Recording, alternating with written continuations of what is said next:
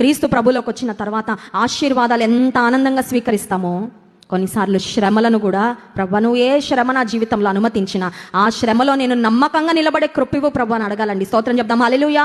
ఆశీర్వాదాలు వచ్చినప్పుడు అన్నీ కూర్చుకుంటాం కదా, ఎంతో ఆనందపడిపోతూ ఉంటాం, ఎంతో సంతృప్తి చెందుతాం. ఒక్క శ్రమ రాగానే బయటపడుతుంది భక్తి. నాకెందుకు వచ్చింది, మా ఇంట్లో ఎందుకు జరిగింది, మాకెందుకు ఈ సమస్య, మమ్మల్ని ఎందుకు విడిపించలేదు, మమ్మల్ని ఎందుకు తప్పించలేదు, నా కుటుంబంలో పలానా వ్యక్తికి ఇలా జరుగుతూ ఉంటే వై డిడ్ంట్ గాడ్ స్టాప్. అది కాదండి.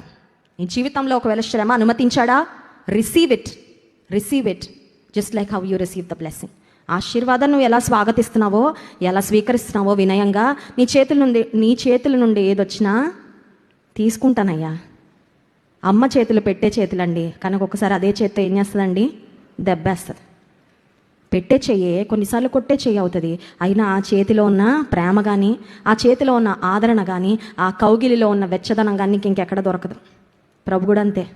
ఆయన ఈ జీవితంలో ఆశీర్వాదాలు అనుమతిస్తాడు, ఆశీర్వదిస్తాడు నిన్ను.